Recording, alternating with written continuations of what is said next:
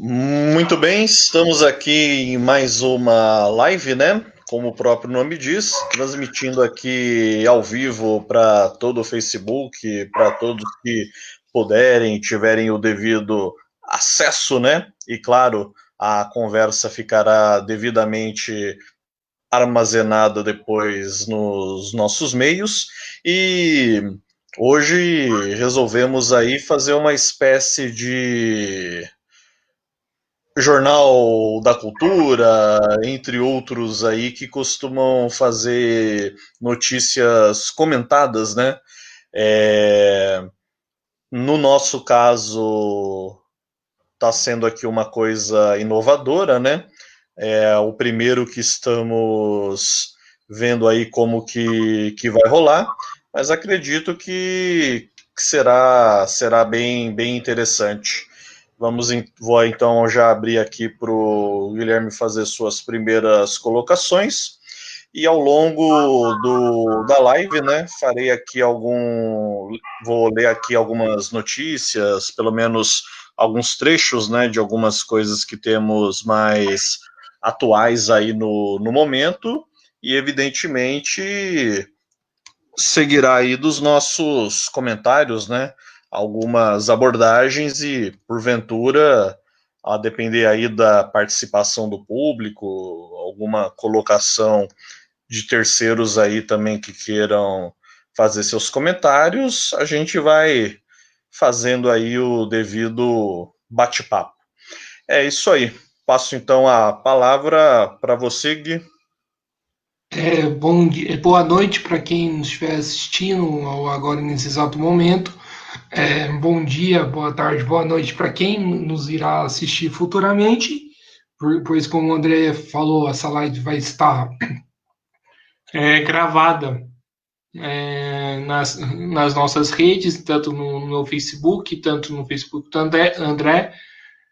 Fomos inovar um pouco o trabalho que a gente vem fazendo, em vez de debater um tema sobre qualquer coisa, a gente vai comentar as notícias que ocorreram tanto no Brasil ou no mundo, e vamos ver se esse formato de live vai dar certo. E se dá certo, a gente pode continuar fazendo outras vezes. É uma primeira experiência. É, e além disso, já falar que nós estamos com um canal no YouTube, onde que as nossas lives, desde o começo, vai estar gravada lá, né? Essa também vai ter uma live amanhã que vamos fazer, que eu e o Lucas Costa vamos fazer é, com um piloto de uma categoria chamada Sprint Racing, que pilota safety car também. E a live também vai contar com a participação do Sérgio Milani, um dos caras conhecidos que entendem bastante de Fórmula 1 no meio da internet. Então podemos começar. Maravilha. Bom, pegando aqui um apanhado, né? Até respondendo na prática ao questionamento feito pela Sueli na, na postagem anterior, né? Com o comunicado dessa live sobre que tema, né? Seria abordado. Na verdade, serão alguns temas, né? Não tem assim um especificamente. Vamos pegar algumas notícias aí que deram ou estão, né, dando uma certa polêmica, algumas mais, outras menos. Uma que claro, não vou contextualizar necessariamente desde do seu início, né, até pela questão também do tempo, e até porque é um assunto que, sinceramente, dá até uma certa dor de cabeça. Mas acho que não dá para passar batido nessa primeira questão que nós vamos falar a respeito, né? Da deputada federal Flor de Lis, que, apesar de ser do meio religioso, do meio evangélico, descobriu-se aí certas práticas, certos comportamentos e inclusive pode-se dizer, o mais terrível deles, né? Exatamente o fato de ter assassinado ou mandado assassinar alguém, né? No caso, o próprio marido. Só para dar uma atualizada aqui no caso, segundo notícia aqui no portal UOL, a Polícia Civil descobriu por meio de mensagens de WhatsApp que a deputada federal Flor de Lis, do PSD, convenceu uma de suas filhas a não denunciá-la pelo assassinato do marido, o pastor Anderson do Carmo, ocorrido em 2019. A parlamentar foi denunciada pelo Ministério Público do Rio de Janeiro como mandante do assassinato. Ela nega as acusações. De acordo com a CNN, que teve acesso a documentos da investigação, foram captadas mensagens do celular de Adriano dos Santos, filho de Flor de Lis, nas quais a deputada tenta convencer a filha Marzi a não denunciar o crime para a polícia. Bom, tá aí um caso que gerou bastante polêmica nos últimos dias, né? Exatamente. Inclusive, só para acrescentar na notícia, que, pelo que me parece, um dos filhos da deputada federal Flor de Lis, ela é um dos filhos, parece que conseguiu arma através do tráfico, né? Seria importante ressaltar isso também, né? Eu acho que o seguinte. Ainda mais esse caso. Eu acho que o seguinte, eu acho que no Brasil nós temos um grande problema na política, que na verdade seria até um direito democrático básico, que é a mistura, né, da política com a religião. E isso se deve muito pelo motivo de que o Brasil não passou por um processo que a gente chama de Revolução Burguesa, como aconteceu na França em 1789, né? Que houve um processo de revolução, onde que uma nova classe surgiu, que é a classe burguesa, e conquistou alguns direitos democráticos, ainda que essa classe burguesa não levou até o final esses direitos democráticos, mas aconteceu uma revolução aí. No Brasil, não. No Brasil não acontece essa revolução. E a gente carrega e a nossa classe dominante tem traços assim reacionários, porque ela nunca foi nunca na vida ela foi revolucionária na vida. Não que a classe burguesa hoje francesa seja, mas ela nunca foi revolucionária a ponto de conseguir direitos básicos de fato, como é, por exemplo, o Estado laico. Ainda que o Estado laico esteja presente na nossa Constituição de 1988, a gente sabe que a Constituição apenas está escrito lá, porque ela, de fato, ela é letra morta. Tanto, se a gente vê a quantidade de pastores se candidatando e levando a pauta da igreja para dentro da política, a gente vê a quantidade de pastores, a gente vê que não existe, de fato, o Estado laico, né?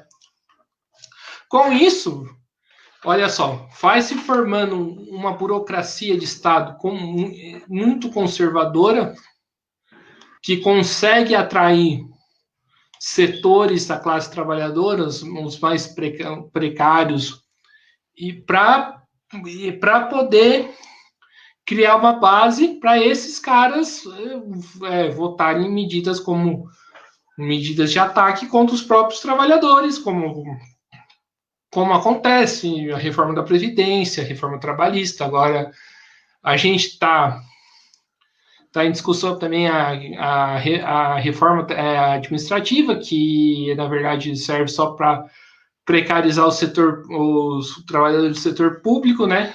Sendo que os militares, juízes e parlamentares não estão não estão na reforma trabalhista, né? Não estão na reforma administrativa. E o que acontece? E serve também como um setor que barganha direitos, né? Visível, assim, eu acho que outro ponto de vista que a gente tem que pensar, que é o seguinte, que o Bolsonaro ele tem uma base muito forte nos setores evangélicos, né? Uhum.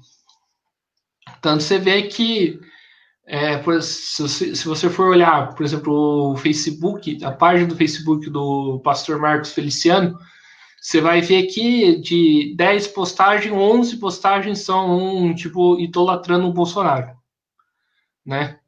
E o que acontece? A gente sabe também que o Bolsonaro fez um acordo com os setores evangélicos que ajudou ele a se eleger, de fato. Então, ou seja, então, o que acontece? Outra coisa que interessante que deu para perceber é que logo que aconteceu isso com a deputada Flor de Lis, o Bolsonaro logo tipo, não tocou no assunto. A ministra Damares também já tirou o cavalinho dela da chuva, porque com medo também de respingar no governo, né?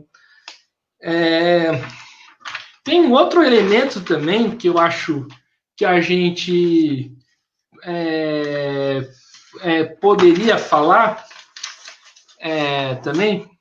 Acho que é um assunto que dá bastante pano para manga, né? Uhum. Como vocês estão percebendo. O que acontece atrás dos bastidores, né? Desses setores conservadores, moralistas, dos evangélicos, mas também não somente dos evangélicos. O que acontece atrás dos bastidores, né? Dos setores que estão na linha de frente para pregar a moral e os bons costumes, né? Tipo, uma coisa que você não citou, que eu acho que seria importante citar, é que, assim, a vida dela, ela vivia numa família que não poderia se classificar como família tradicional, a família conservadora tradicional como que a gente conhece hoje, mamãe, pai, marido, mulher, filho e tudo mais. Ou seja, é um modelo de família totalmente distinto, porque pelo que eu acompanhando, lendo as notícias e lendo as notícias também através de sites oficiais, pelo que parece, o buraco é muito mais embaixo, né? Porque o deputado dela, o pastor, que é marido dela, parece que foi filho adotivo da deputada que se relacionou com. A filha da deputada. A filha da deputada e depois se relacionou com a deputada. Ou seja, então assim, é um negócio que foge muito dos padrões da família tradicional. Há de concordar comigo. É até difícil montar todo esse quebra-cabeça aí. E cabe a gente perguntar também, assim, tipo, além que assim, que é um famoso falso moralismo, porque eu andei acompanhando uns vídeos dessa deputada Flor de Lis, ela na cara dura, na maior impunidade, falando que os homossexuais são uma aberração de Deus, que muito provavelmente ela seria contra uma família de homossexuais, por exemplo, adotarem uma criança. Ela, ao mesmo tempo, mantém um modelo de família que é um modelo de família totalmente, assim, esquisito, né, no mínimo, né? E outra coisa que a gente tem que perguntar também, assim, 55 filhos adotivos, né? uma coisa que me chamou muita atenção, assim, não que eu seja contra a adoção, muito pelo contrário, mas assim, 55 filhos adotivos não é qualquer família que consegue adotar 55 crianças. Há de concordar comigo, né? Com certeza. É, então, tipo, então, ou seja, quem está por trás, quem que banca essa coisa esquisita que essa deputada vem mantendo? Acho que são perguntas que precisam ser feitas, né? E para que o caso se investigue até o final e mostre o que acontece por trás dos panos, né, desse setor que prega tanta moralidade, porque acho que isso, por exemplo, esse é o caso mais bizarro, mas, por exemplo, eu lembrei de outros casos, por exemplo, que é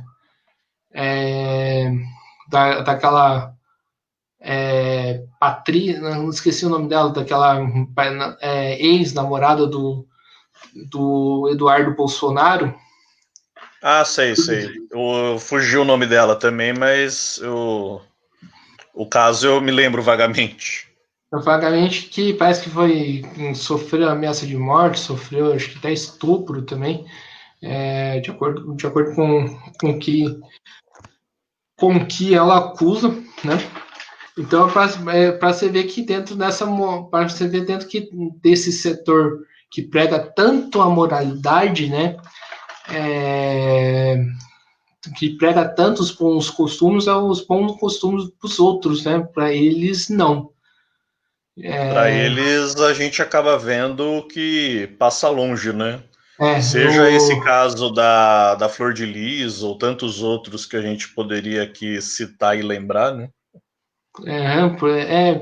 assim, é o famoso que se prega contra, por exemplo, o casamento de pessoas do mesmo sexo, mas ao mesmo tempo se relaciona com um filho adotivo por trás das cortinas.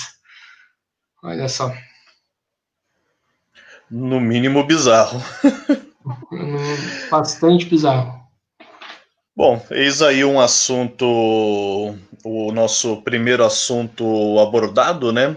E claro, aqueles que tiverem qualquer outras considerações, à vontade aí também para comentar aqui na live, mas deixemos esse então por hora, né?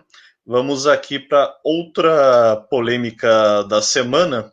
É, eu não vou agora, por hora, entrar na questão, até por conta daquela última live que nós fizemos, né, com a minha mãe biomédica, né, a médica também, a doutora pediatra. Não vou entrar aqui agora na questão se as vacinas que estão sendo feitas são boas, são ruins, é isso, é aquilo. Não vou entrar nesse mérito, mas do momento que tivermos definitivamente uma vacina e os cientistas, pelo menos grosso modo, concordarem que é a vacina ideal contra o coronavírus, contra a Covid-19. E já tem gente aí se mobilizando contrário à vacina, né? Já tem aí o movimento anti-vacina botando as asinhas novamente de fora. E o presidente Bolsonaro deu aí uma, como dizem alguns, declaração infeliz, né? O que é irônico Como ele porque sempre dá. eu Toda vou declaração infeliz. eu vou só a nota aqui rapidamente e a gente já abre também para o comentário. Só para pegar aqui também o que diz no portal, né? Esse foi o contexto aí da fala, né, do último episódio. Segundo o que consta, a polêmica envolvendo a obrigatoriedade da vacina passou a ser assunto depois de uma declaração do presidente Jair Bolsonaro em 31 de agosto, em um vídeo que circulou nas redes sociais. Em um vídeo que circulou nas redes sociais, uma apoiadora pede para que ele não deixe fazer esse negócio de vacina, não, porque é perigoso. Na sequência, Bolsonaro responde: ninguém pode obrigar ninguém a tomar a vacina. No dia seguinte, a Secretaria de Comunicação do Governo Federal manifestou-se nas redes sociais reiterando a fala. O governo do Brasil investiu bilhões de reais para salvar vidas e preservar empregos. Estabeleceu parceria e investirá na produção de vacina. Recursos para estados e municípios, saúde, economia, tudo será feito, mas impor obrigações definitivamente não está nos planos, dizia o texto, junto com uma imagem com a frase de Bolsonaro e o complemento: o governo do Brasil preza pelas liberdades dos brasileiros.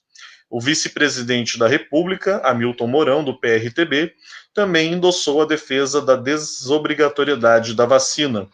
Questionado por repórteres em Brasília, respondeu: acho que você pode encontrar gente que não quer tomar a vacina. É o que eu te digo. Você vai agarrar a força? Foi isso que Bolsonaro, quis dizer. Não quer dizer que ninguém vai tomar. O que ele quis colocar é que você não consegue ter a coerção para obrigar todas as pessoas a se vacinarem, completou Mourão. Bom, aí então como eu havia dito, né, a mais nova declaração infeliz do governo Bolsonaro, né, como alguns dizem. Só um pequeno questionamento, ninguém pode obrigar as pessoas para tomarem vacina, mas pode obrigar as pessoas, os outros a pegarem o Covid-19, né? É meio curioso isso, né? Assim, o famoso no dos outros, né? Nos dos outros é refresco, para não falar a frase por completo. É aquele negócio assim, essa frase do Bolsonaro, essa mais uma declaração infeliz do Bolsonaro, está no contexto de que ele é um negacionista, né? E a sua política negacionista foi uma das principais responsáveis pela morte de mais de 120 mil pessoas, né? Tem também os casos da subnotificação, como a outra live que a gente fez na segunda-feira expressou isso muito bem. Então primeiramente, se dá nesse contexto, né? A gente está falando de vacina, né? O que significa é um avanço que a ciência teve através de estudos, através de pesquisas, que a gente não pode simplesmente negar esse avanço que a ciência conquistou, porque se não fosse pela vacina, o que seria da sociedade hoje, né? Que doenças que poderiam ter feito estragos muito piores do que cometeram, por exemplo, se retoma muito a discussão da febre amarela, se não fosse pela criação de uma vacina, né? Uhum. O que acontece? A varíola, tem tantas outras, né? Se essa política de vacina quem quer, se a gente for parar para pensar um pouco, ela favorece muito o governo, porque tira um pouco a responsabilidade do governo produzir a quantidade que precisa ter de vacinas para poder, digamos assim, criar uma imunidade para a população se proteger do Covid, né? E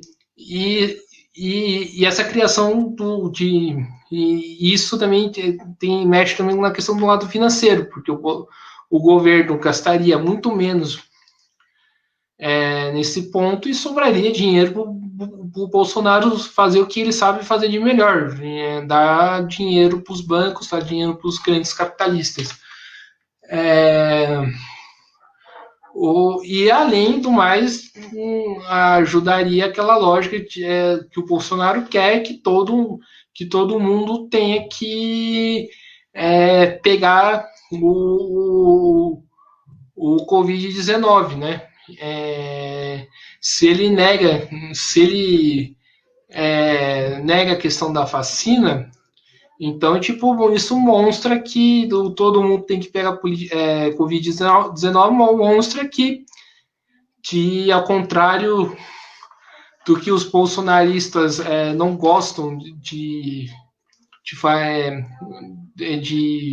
ver o Bolsonaro sendo xingado, isso mostra que o Bolsonaro é um tremendo de um genocida, né? Que está destruindo a economia, né?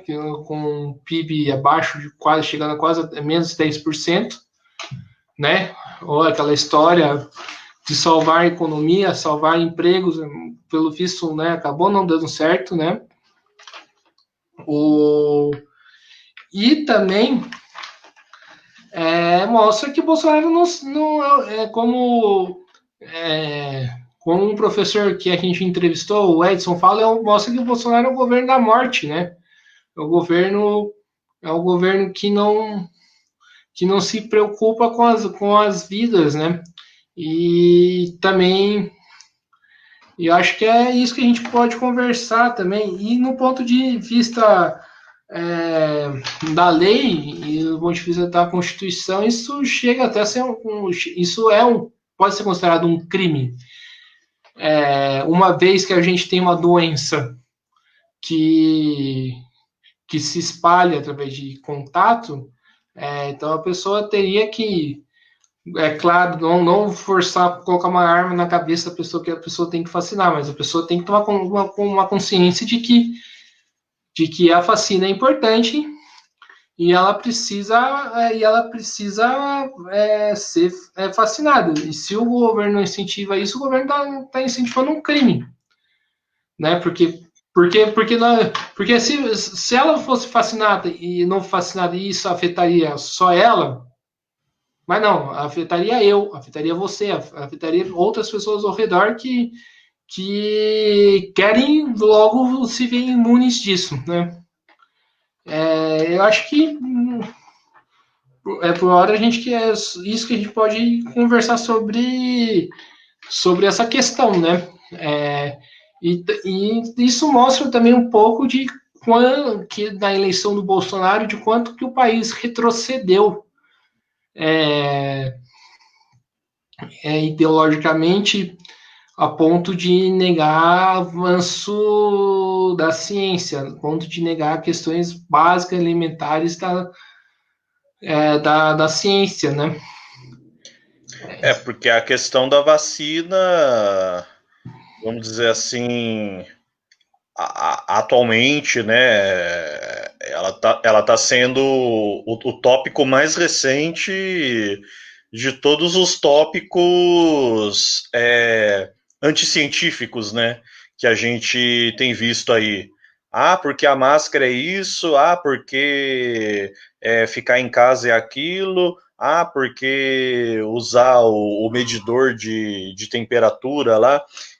Inclusive o medidor de temperatura, a quantidade de bobagem que eu recebo todo dia no WhatsApp, porque ele vai derreter a sua coluna, as suas vértebras, a sua coluna espinhal, porque sei lá o quê, enfim, uma quantidade de coisas que não faz nenhum sentido, não tem nem sequer uma experiência que possa comprovar que isso de fato pudesse acontecer. E esse da vacina, quer dizer, agora está com a perspectiva da vacina ficar de fato pronta, né? Aí a gente está vendo o quanto antes voltar aí, a turma voltar com os antivacinas voltarem aí com as suas asinhas, né? Como eu já havia dito, e fazerem esse tipo de... quererem agora tocar esse tipo de terror, né? É, Na minha modesta opinião, o Bolsonaro deveria, como presidente, né? Embora na realidade eu não esperasse esse comportamento dele, mas ele deveria, no caso, essa senhora aí, né, que o abordou, em que pese todo o desconhecimento que essa senhora possa ter, né? Mas o Bolsonaro, no papel que ele exerce, no cargo que ele está, ele não pode ter esse tipo de desconhecimento, esse tipo de discurso. Ele poderia ter até dado aquela famosa resposta, digamos assim, sem nem lá nem cá, né? Aquela resposta só para ser elegante e cair fora, né?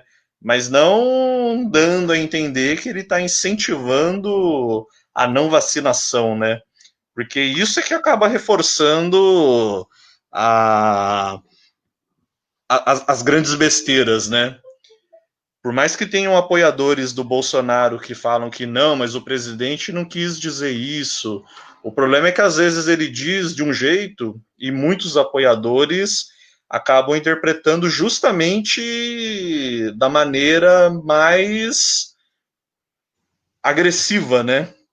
gozado que ele nunca fala, ele nunca quer dizer o que ele quer dizer de fato, né? Já reparou isso? É um negócio bastante recente. Outra coisa que eu queria falar sobre isso também, que eu não anotei nos meus papéis aqui, mas seria importante falar, né? Que a disputa, existe uma disputa é, internacional em torno da questão da vacina, né? E que tem a ver com as duas principais potências hoje, que cumprem um papel, digamos assim, imperialistas, assim, nos seus demais níveis, que é a relação da China e dos Estados Unidos, né? Porque, pelo que se percebe-se também, existe um setor bolsonarista que é ligado muito à ala do Olavo de Carvalho, que é um setor mais pró-Estados Unidos, né? Que é um setor mais pró... É, um setor mais pró-ferrar com a China para poder os Estados Unidos, nessa correlação de forças, prevalecer, né? E, assim, as inúmeras bobagens que você escuta... Fala do Olavo de Carvalho? As inúmeras bobagens que você escuta sobre a questão da vacina, como, por exemplo, que, que é uma vacina que não vou ser vacinado pela vacina chinesa, que não vou ser vacinado porque a vacina chinesa é má, né? É E comunista? é comunista, que é desde das coisas mais simples, absurdas, das coisas mais bizarras, de que a vacina chinesa vai implementar um chip nas pessoas, porque assim, ora pois, assim, esse jogo acaba meio que esse jogo, essa disputa entre essas duas grandes potências acaba afetando a questão da vacina, que na verdade, como você bem foi bastante feliz na pergunta feita para a doutora Tânia e para a doutora Ana Carolina, é uma corrida, né? Uma disputa. E é uma disputa que para além da disputa econômica, uma disputa ideológica. Então a gente tem esse elemento também, porque o que eu vejo também é que, assim, pelo menos o lado bom disso tudo é que tem muita pessoa querendo ser logo vacinada, né? Eu, por exemplo, assim, por mais que ficar em casa seja importante nesse momento de pandemia, isso ninguém nega isso, principalmente num país onde que menos se testa, eu, por exemplo, estou odiando ficar em casa. Eu quero ser logo vacinado para poder tocar minha vida normal. E acho que muitas dessas pessoas também têm esse sentimento de que a vida precisa voltar ao normal. O que aparentemente, né, a gente tem visto é que, grosso modo, as pessoas esperam e querem, né, serem vacinadas, né? É que, infelizmente, a gente sabe que existem, né, por pouco, por mais que possam ser poucas pessoas, né, mas elas existem e, gostemos ou não, tem um poder de influência, né, e continuar incentivando, né, essas ideias de vacina é isso, máscara é aquilo, a pandemia é uma mentira, é sempre bastante complicado. É Mas questão realmente é positivo pensar, saber que a maioria da população, de fato, quer a vacina, né? e também não seria muito injusto a maioria da população ser afetada por um bando, digamos, desculpa o termo, um bando de ignorantes, né? Seria bastante injusto. Porque é aquele negócio que eu te falei, você não quer ser vacinado? Beleza, mas assim, o problema é que você não vai ser vacinado, você vai me prejudicar não sendo vacinado. E eu não tenho nada a ver com a sua. E vou falar para o português claro, e eu não tenho nada a ver com a sua loucura. Porque a pessoa não quer ser vacinada, mas eu também não quero que você entre no metrô lotado e dê um espirrão bem no meio, assim, né? Para contaminar todo mundo. Tá aí um outro ponto. Bom, vamos para um outro assunto agora, né? Já fazendo aí algo em torno de 3 semanas, né? Ou pelo menos quase isso, a greve dos Correios também tá dando o que falar. Segundo nota mais recente que eu encontrei aqui, a ministra Cátia Arruda, do Tribunal Superior do Trabalho, deferiu parcialmente uma liminar ingressada pelos Correios para que a greve dos trabalhadores, que começou no dia 17 de agosto, fosse considerada abusiva. A ministra é a relatora do dissídio coletivo de greve que está na corte. A magistrada deferiu parcialmente a liminar e determinou que seja mantido o contingenciamento mínimo de 70% dos funcionários. Além disso, os empregados não poderão impedir o livre trânsito de pessoas e cargas postais. Por outro lado, a decisão estabelece que a empresa deixe de efetuar quaisquer descontos nos salários dos empregados em greve. No despacho em que deferiu parcialmente a liminar, a ministra observou que a greve foi deflagrada em razão do impasse na negociação do Acordo Coletivo de Trabalho 2020-2021. Então é isso, a greve dos Correios permanece, né? Continuamos vendo aí essa problemática toda. E a justiça, né, pelo menos em teoria, tentando apaziguar os ânimos. Né? Na verdade, a justiça, a decisão da justiça é bem clara. Ela não quer que tenha greve, ou quer que tenha uma greve de mentira. Porque Pensando 70% das pessoas trabalhando não é greve.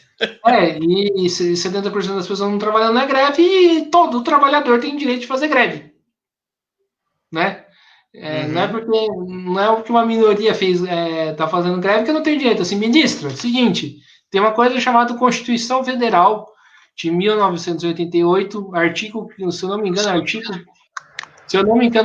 5º, que fala do direito de greve e que fala que o trabalhador tem o direito de greve. Constituição, ela tá acima das outras leis e, pelo menos, no mínimo, se espera que você se cumpra o direito de fazer greve.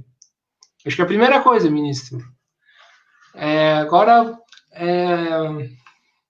Agora falando assim, agora voltando um pouco da análise assim, da questão dos Correios, acho que é visível que existe um debate muito forte, tanto na direita, tanto na esquerda no Brasil, que é um debate que está se fortalecendo, que é a questão da privatização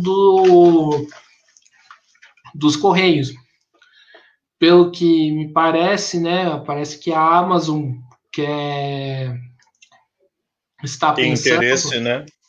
tem interesse em comprar os Correios e outras empresas a mais, né? E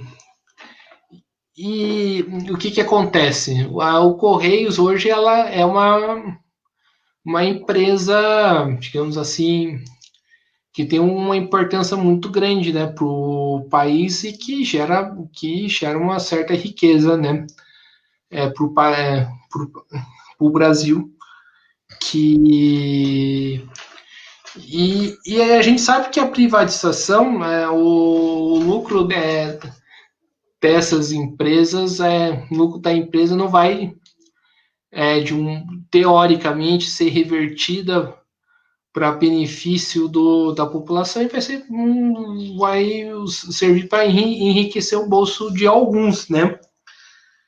Isso por si só já bastaria de ser contra a privatização dos Correios e ser a favor da greve dos Correios. E a gente sabe que também por mais que exista uma propaganda muito, digamos assim, muito nojenta contra os trabalhadores dos Correios, que colocam os trabalhadores dos Correios como se fossem pessoas preguiçosas, a gente sabe que também que essas empresas privadas de Correios que já atuam já no país, são empresas que não são, assim, digamos assim, só tem a sua 100% de eficiência. Eu lembro que acho que eu fui encomendar uma correspondência com uma pessoa, acho que foi em Campinas, e o vinho, e a correspondência que eu fui mandar, que era um vinho, ela saiu de uma empresa, foi para uma outra empresa, e foi para uma terceira empresa. Eu fiquei perguntando, o que a correspondência está fazendo? Passou em 3 lugares diferentes. Você já poderia. O vinho já virou vinagre a essa altura. O vinho já virou vinagre. E aí foi para a terceira empresa e em vez de ir direto para a mão da pessoa. Então, ou seja, isso mostra que as empresas do ramo atuam de maneira eficiente? Não atuam de maneira eficiente. Inclusive, é muito complicado levar de correio uma encomenda de São José até Campinas, né? É muito complicado. 10 horas de distância entre uma cidade e a outra. E eu acho que a gente tem que, agora voltando ao assunto, mas acho que a gente tem que solidarizar com essa greve. Porque a privatização da empresa, para reverter que uma empresa que tem como se diz, uma importância tão fundamental para o Brasil caia nas mãos de alguns que querem só enriquecer, acho que o único meio que a gente tem que se reverta é isso através da luta. Através de se organizar e de ir para a rua impedir que a privatização dos Correios aconteça de fato. Porque senão, se depender de interesses tanto do governo, tanto, por exemplo, o MBL já está alvoroçado pela privatização dos Correios, né? O deputado federal Kim Kataguiri, que por mais que ele fale que negue os privilégios de político, que ganha um salário muito maior ainda do que os trabalhadores dos Correios, está aplaudindo, né, a privatização, Mas eu acho que a gente tem que reverter essa questão, porque a gente sabe que a serviço de quem esses grupos estão, né? E a serviço de quem que o governo está para tanto querer a privatização dos Correios, né? Então, eu acho que é importante solidarizar para essa greve que os trabalhadores estão fazendo, que estão lutando pela questão do salário, que é uma questão justa, né? Porque em pleno meio de pandemia não é justo que as pessoas morram de fome. Mas ao mesmo tempo uma luta de grande parte da população brasileira, porque é uma luta que impede que uma empresa nacional caia na mão de pessoas que não têm, que não pensam no interesse da grande maioria da população. É importante também, acho que, ressaltar nesse ponto também é a questão, né, do debate que se abre. Existem dois debates que se abrem em relação em torno da greve, né, que eu já citei aqui anteriormente, mas que vale a pena citar de novo, né, que é o debate de que os trabalhadores dos Correios seriam privilegiados. Privilegiados do quê? Primeiramente, por trabalhar sem IPI, por correr o risco de pegar coronavírus e morrer. É esse que é o privilégio que os trabalhadores dos Correios possuem, de ter um salário que normalmente é mais baixo que o salário mínimo que o Dias coloca, né? Que acho que é uma pauta salarial importante, principalmente no momento de pandemia. Qual que é o privilégio? O privilégio, para mim, pelo que eu entendo de privilégio, é o privilégio que o judiciário ganha, é o privilégio que os militares ganham, é o privilégio que os ministros ganham, que o presidente tem, que os deputados têm, que os grandes empresários também têm. Isso sim é privilégio.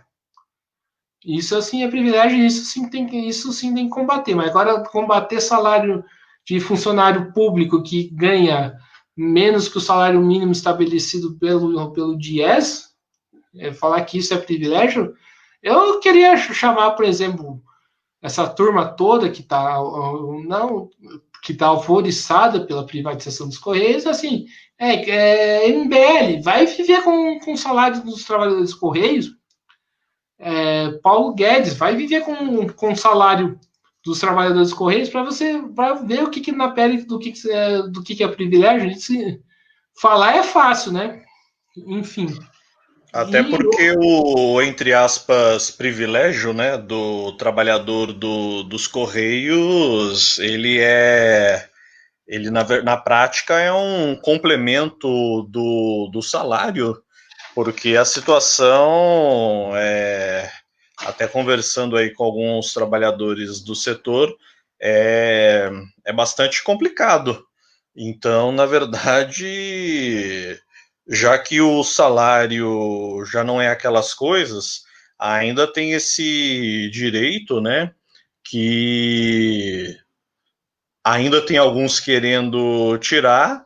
Agora eu me pergunto, que nem você citou, né, e o judiciário, as altas patentes militares e tantos outros, né, os grandes salários aí, por exemplo, na Embraer.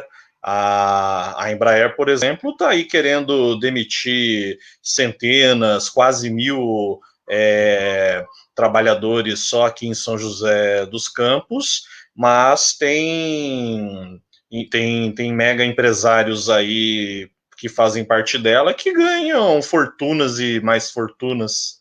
Então tem uma matemática, no mínimo, esquisita aí, né?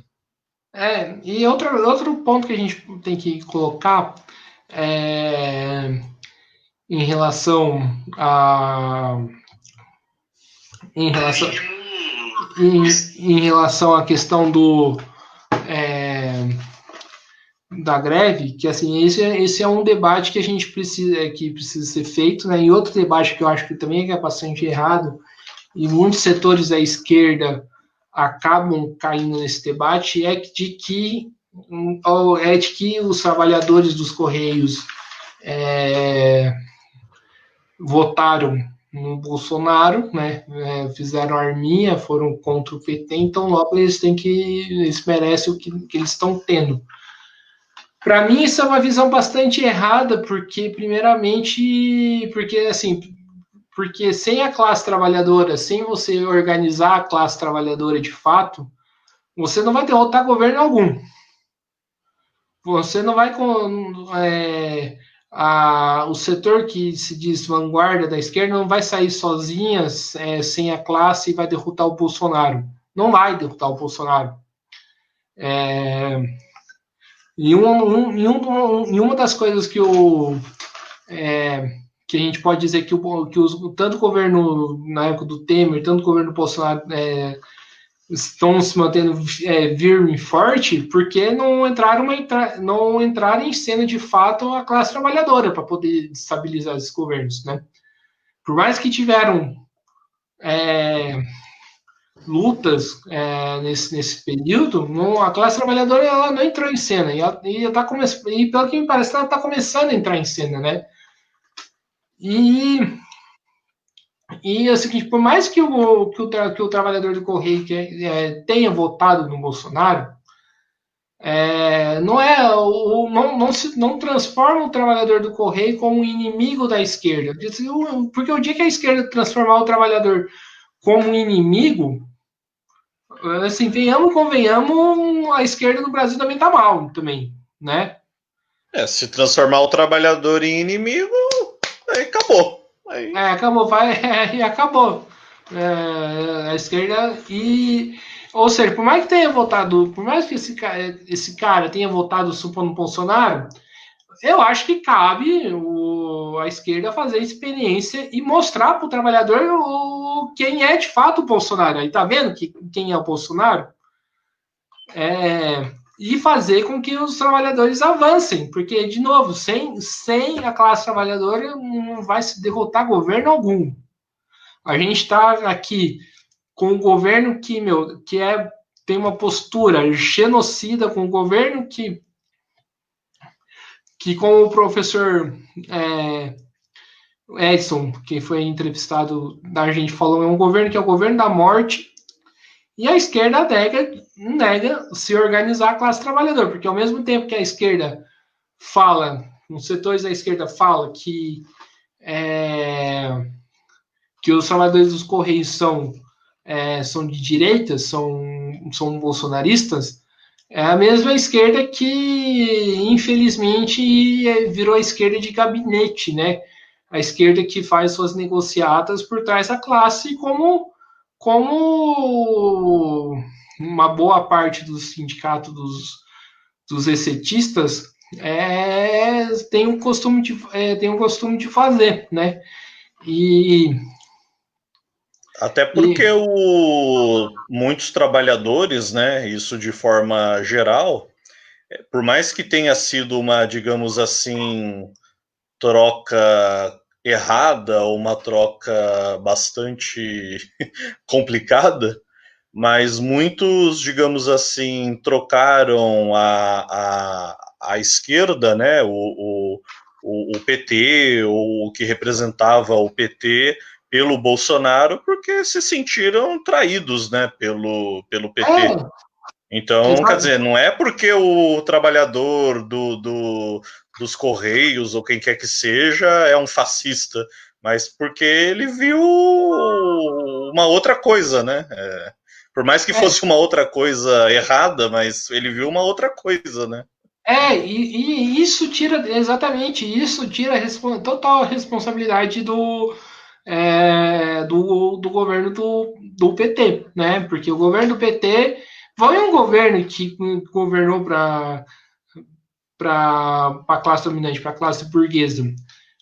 Tá certo que o governo do PT não é o governo do Bolsonaro, né? Mas o governo do PT ainda não rompeu com o sistema, não rompeu com o sistema na época, né? Muito pelo contrário, como a gente conversou aqui numa live, uma das primeiras lives que a gente fez, o governo do PT foi um governo que governou para a classe burguesa, né? Na famosa linguagem marxista. E a classe trabalhadora, de fato, se sentiu traída, né? Tipo, a esquerda também tem muita dificuldade de separar os setores do bolsonarismo, né? Tem um setor duro do bolsonarismo, que é um setor de extrema direita, formado por um setor da classe média e também por um setor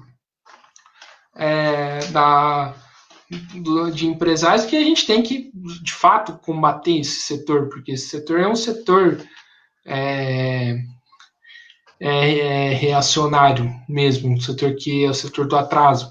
Mas tem um setor que votou no Bolsonaro que a gente tem que mostrar quem é o Bolsonaro e trazer esse setor para perto da gente, né? Eu acho que Perfeitamente. eu acho que é isso que a gente pode conversar sobre esse assunto. Perfeitamente. Aos que estiverem acompanhando, né, ou mesmo os que forem acompanhar em outro momento, né, com mais calma, claro que todas essas questões, né, como a gente bem disse, é um debate, são análises, né, podem, e com certeza há várias outras observações, outras formas de entender tudo isso, né, mas é como a gente entende que a coisa está lidando. Aqueles que quiserem comentar, fiquem também devidamente à vontade. Mas vamos aqui para a próxima nota, né? Tem mais duas aqui que nós selecionamos. Essa eu achei interessante. Claro que não diferente da questão do correio, né? Porque não se trata de uma greve, mas envolve questões relacionadas à privatização e terceirização, né? O marco regulatório do gás. Só pegando aqui o parágrafo, o Senado deve analisar em breve o novo marco regulatório do gás, aprovado na terça-feira na Câmara dos Deputados. O projeto de lei 6.407 de 2013 busca proporcionar a oferta de gás natural a menores preços para a indústria, comércio e consumidores em geral, estimular o aproveitamento racional do petróleo e do gás natural no Brasil e garantir segurança jurídica para os investidores do setor, segundo o relator da proposta na Câmara, deputado Laércio Oliveira, do Progressista de Sergipe. A nova lei do gás natural prevê autorização em vez de concessão para exploração do serviço de transporte de gás natural e permite a estocagem em jazidas esgotadas de petróleo. Segundo o texto, a outorga de autorização para construção ou ampliação de gasodutos deverá ocorrer após chamada pública a ser realizada pela Agência Nacional do Petróleo, Gás Natural e Biocombustíveis. Se houver mais de um interessado para a construção de um gasoduto, a ANP deverá fazer processo seletivo público. As autorizações não terão tempo definido de vigência, podendo ser revogadas somente a pedido da empresa, se ela falir ou descumprir obrigações de forma grave, se o gasoduto for desativado ou se a empresa interferir ou sofrer interferência de outros agentes da indústria do gás. Bom, a princípio, né, tem outras questões aqui que eles colocam, mas resumindo a ópera, né, o novo marco regulatório do gás está aí basicamente abrindo espaço para entre aspas, livre mercado do gás.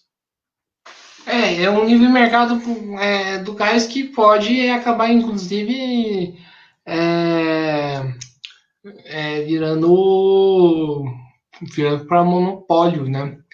O, o que acontece?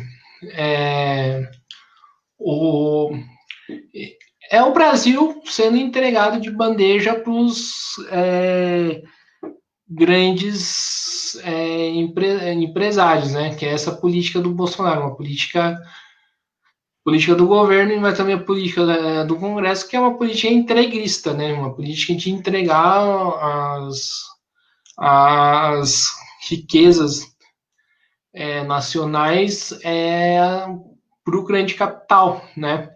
Uhum.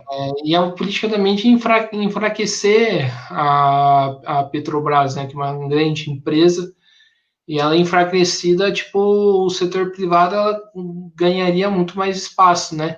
E caberia Uhum. perguntar também, é, de novo, essa riqueza que o mercado do cais vai, vai ganhar, né, ela poderia ser revertida para a população, mas não, vai ser para tipo o bolso de grandes empresários, né? É importante falar que assim, quando o governo possui uma postura privatista de entregar a riqueza de que é produzida no país para o bolso de grandes empresários, a gente está num momento de pandemia, né? É sempre Uhum. importante relembrar que é um momento que é onde a economia deveria estar sendo revertida para poder combater a pandemia, né? Para poder construir respirador, para poder fazer testes, para poder fazer fazer testes, para poder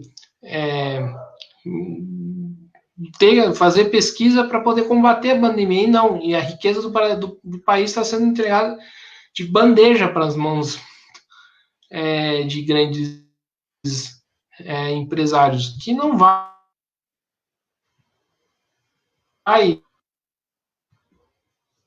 e que pouco se pensa.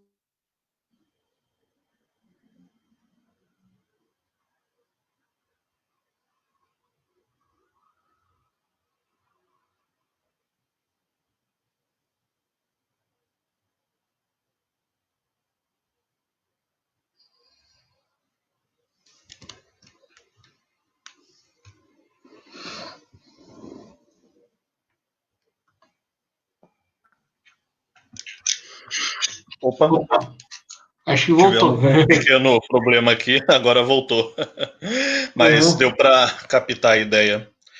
Uma coisa que eu gostaria que você comentasse também ainda sobre essa questão do gás e que serve para todas as, tanto para a Petrobras quanto as empresas estatais de uma forma geral, e também aproveitando para dar uma puxada na orelha da esquerda, principalmente para a esquerda de Facebook, é que eu vejo muito a discussão, a ambiguidade, o duelo, a empresa tem que ser privada por causa disso, disso, disso, ou a empresa tem que ser estatizada por causa disso, disso, disso.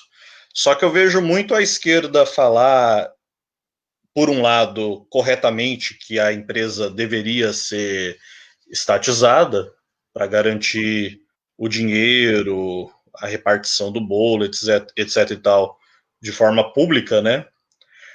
O problema é que não adianta meramente a empresa ser estatizada se ela não estiver sobre um controle, uma regulamentação mais adequada, mais apropriada, justamente daqueles que estão trabalhando e produzindo, né? Eu concordo, por um lado, com os, digamos assim, A luta contra a privatistas. privatização.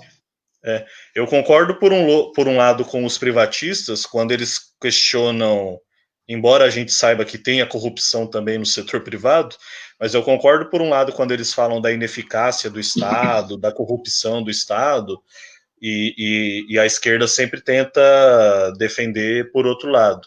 Mas, na verdade, a gente não está defendendo a empresa estatal para ficar na mão do burocrata, do corrupto escolhido pelo presidente, pelo governador ou quem quer que seja.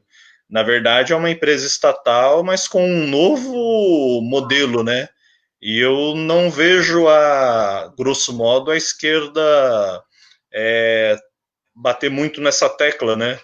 O que, inclusive, acaba reforçando as críticas por parte dos privatistas. Exatamente. Eu acho que isso é uma questão muito importante você colocar, porque, de fato, de um lado a gente tem que lutar contra as privatizações, mas de outro lado, esse modelo de estatal que existe hoje no país não serve. E a gente tem que entender também, assim, por que não serve? Porque esses burocratas que hoje comandam empresas dos Correios, comandam a Petrobras e outras estatais, a gente sabe que, no fundo, esses burocratas eles fazem os acordos com as grandes empresas que eles recebem por trás dessas grandes empresas também. A gente sabe o que a grosso modo, acontece de trás dos bastidores dos burocratas com as grandes empresas que fazem as suas negociatas para poder, se não privatizar 100%, mas para poder ter a influência do capital privado numa empresa pública. É, a Petrobras, por exemplo, tem sim influência do capital privado. E isso precisa ser colocado.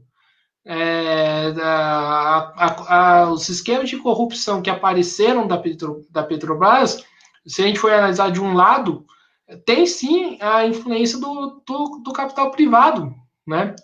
Então, ou seja, esses burocratas acabam fazendo as grandes empresas estatais de balcão de negócio dos grandes capitalistas, de balcão de negócio dos grandes empresários. E acho que Basicamente.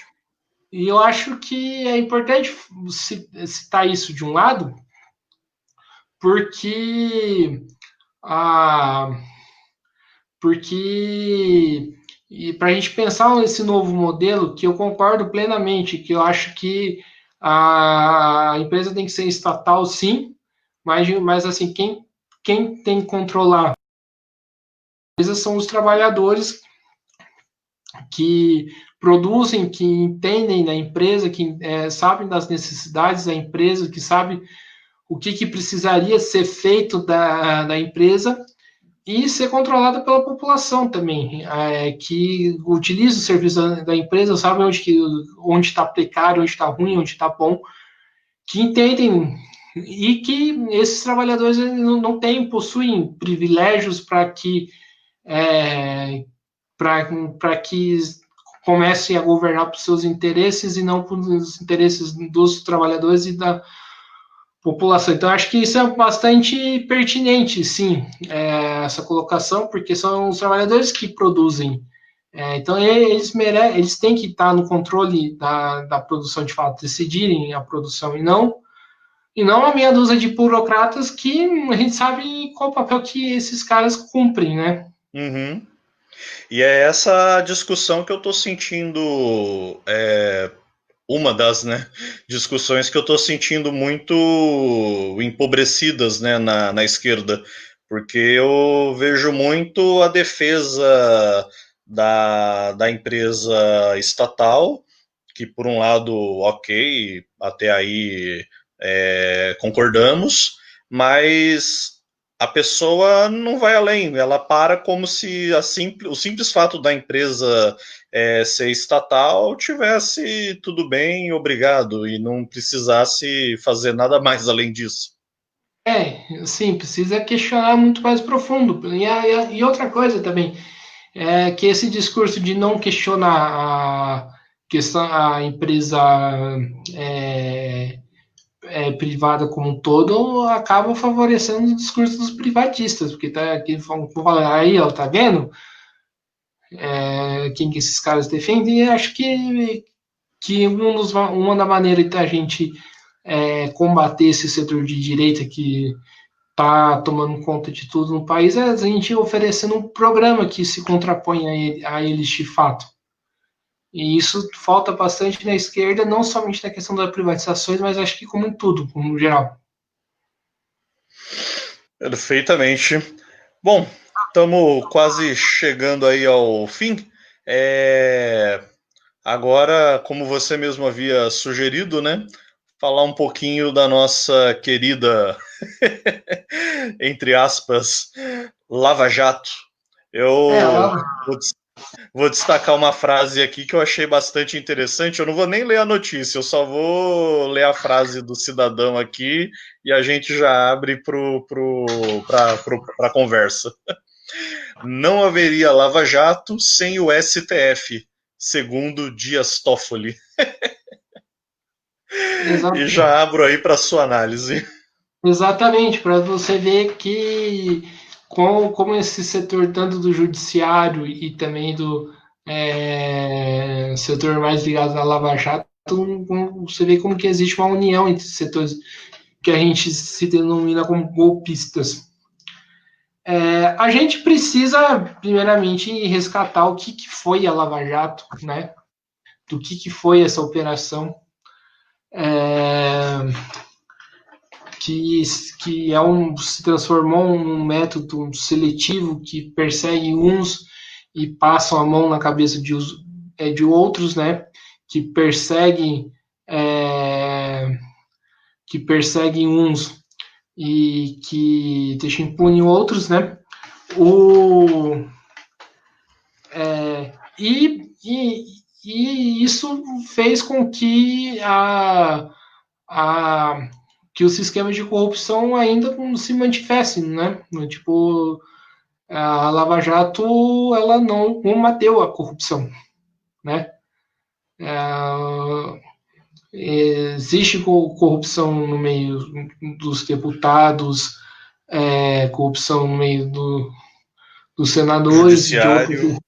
do judiciário. Então, assim, não houve um combate, tá? Não houve um combate à corrupção, porque se a gente for fazer um balanço disso, a corrupção é próprio do regime. E então, o que acontece? A Lava Jato, primeiramente, serviu, né, para abrir caminho de interesses de setores de estrangeiros, setores de fora do país, para dentro do país, para poder enriquecer, enriquecer para poder ganhar dinheiro, né? Como empresas como Shell, que certamente enxergam a Petrobras como uma fonte de riqueza, né? Elas não estão preocupadas com a corrupção que existe na empresa, que a gente acabou de falar aqui e tudo mais, elas não estão preocupadas em relação a isso, elas estão preocupadas em relação a poder ganhar dinheiro, né? E a Lava Jato abriu caminho para essas grandes empresas, né?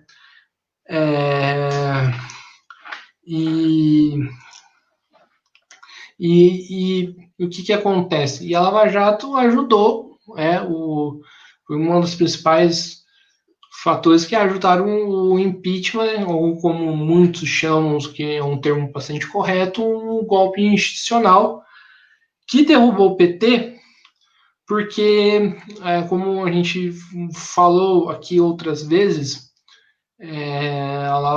porque o PT não estava atendendo mais os interesses dos grandes capitalistas, né? Que os ataques que o PT estavam implementando eram muito poucos para que os grandes capitalistas queriam, né? Tava em marcha lenta, né? Estava em marcha lenta e a intensidade menor, né? E a intenção foi implementar um governo que implementasse ataque muito mais duro que o PT vinha implementando, né? Por isso o governo do Temer e por isso o governo do Bolsonaro. Tanto é, no primeiro momento teve uma parceria que acabou. Teve uma parceria entre o governo do Bolsonaro e a Lava Jato através da Sérgio Moro, uma parceria que não deu certo, né? A gente viu o desfecho que deu, mas ao mesmo tempo, ou seja, então a Lava Jato conseguiu isso, ela elegeu um governo de extrema direita, a Lava Jato conseguiu não acabar com a corrupção, os esquemas ainda continuam. Eu diria que a Lava Jato foi mais ineficaz, por exemplo, do que foi a Mãos Limpas, a Itália. Porque as mãos limpas da Itália, tipo, conseguiu questionar o regime político como um todo, né? Tanto é que precisou de ter outras formas de corrupção nos políticos que os políticos aliados começaram a procurar fazer, mas a Lava Jato foi mais ineficiente, né? Ou seja, a pergunta que eu faço, né, será que, por exemplo, a saída do Delanhol, é, a saída de gente da Lava Jato, isso não representa que um fim da operação, porque essa a operação já conseguiu o que ela queria? Esse é um questionamento que a gente poderia fazer. A sensação que dá é que agora é só esperar ela ir enfraquecendo, enfraquecendo até morrer de vez, né?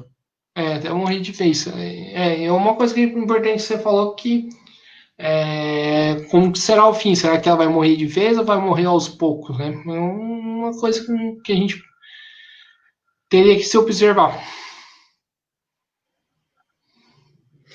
Perfeitamente. Bom, a Lava Jato, né? Pelo menos ela ainda tem aí uma parcela considerável da população defendendo. Vamos ver até onde a coisa vai, né? De qualquer forma, aparentemente é o que você falou, né? Serviu para questionar um tipo de corrupção, uma parcela de corrupção, mas não conseguiu, e na prática nem teria condições, né, de se pegar no todo, né, no grosso. E agora a gente está vendo aí definhar, sabe-se lá para onde vai parar agora, né? Exatamente. E sumir e ela tá sabendo sumir de cena, né? Porque está saindo sem ser notada. Exatamente. Bom, esse foi uma primeira experiência nossa, né? O Notícias Comentadas. Esperamos aí que a turma tenha gostado. Alguns amigos aqui fizeram comentários, mas de qualquer forma vamos tocando o nosso barco, né?